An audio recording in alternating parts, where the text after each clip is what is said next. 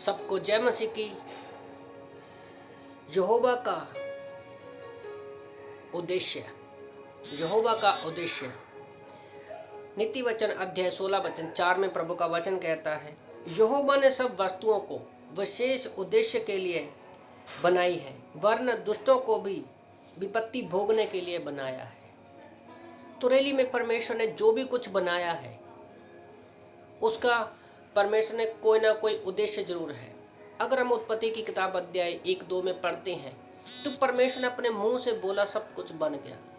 आदम को परमेश्वर ने अपने हाथों से बनाया, क्योंकि उसका भी एक उद्देश्य है। परमेश्वर ने उसको संगति के लिए बनाया। बाकी जो सारी चीज़ें बनाई, परमेश्वर ने कहा सब कुछ अच्छा है। परमेश्वर ने सारी चीज़ों को एक बार में बनाया, पर कभी भी परमेश्वर ने दुष्ट को नहीं बनाया। याद रखो, परमेश्वर ने आदम हवा को बनाते समय उनको खुद की इच्छा दी, क्योंकि परमेश्वर हमें कंट्रोल नहीं करना चाहता। परमेश्वर चाहता है कि हम अपने विश्वास से उसके पास आए, क्योंकि उसका एक उद्देश्य है आदम के साथ संगति करना। परमेश्वर ने जो कुछ भी बनाया वो अच्छा ही बनाया और एक बार में ही बनाया है।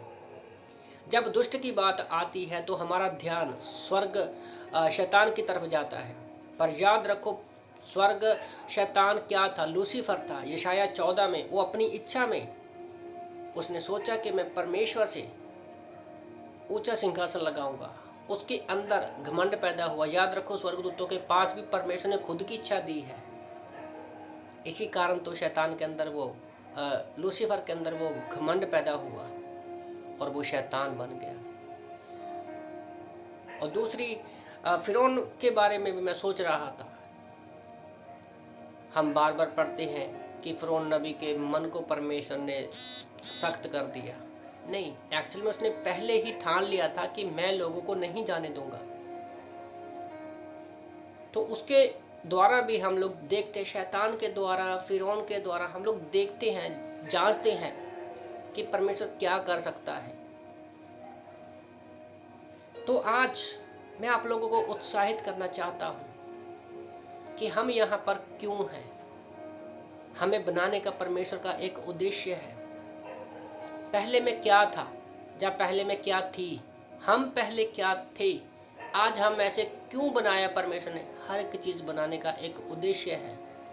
क्यों कणक पैदा होती है, क्यों चावल पैदा होते हैं, फिर उसको पीसा जाता है, फिर हम लोग उसको खाते हैं। क्यों चीज़ पहले सब्जियां हरी कच्ची होती है फिर उसको बनाया जाता है, क्योंकि हर एक चीज़ का एक उद्देश्य है। क्या हम इस धरती पर क्यों हैं? अपने उद्देश्य को भूल तो नहीं गए। परमेश्वर ने हमें रखा है धरती पर एक मकसद से कि हम परमेश्वर के सुसमाचार को फैला सकें, हम परमेश्वर के प्रेम को लोगों के बीच में दिखा सकें।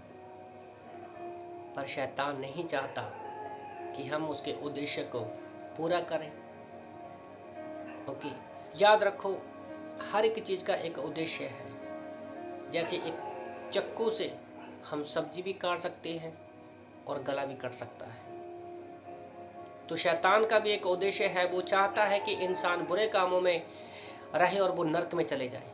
पर परमेश्वर का उद्देश्य है कि हम प्रभु यीशु पर विश्वास करें, लोग उसको उद्धारकर्ता के रूप में ग्रहण करें हमारे द्वारा, और सब लोग स्वर्ग में बचाए जाएं। यही परमेश्वर का उद्देश्य है। तो आप लोग अपने आप को देखो कि आप के द्वारा परमेश्वर किस उद्देश्य को पूरा करना चाहता है, क्या योजना है। आप वचन पढ़िए, प्रार्थना कीजिए, आंखें बंद करो, परमेश्वर के साथ समय बिताओ, महसूस करो, परमेश्वर की आवाज़ को सुनो कि परमेश्वर ने आपको किस उद्देश्य के लिए बनाया है। आमीन।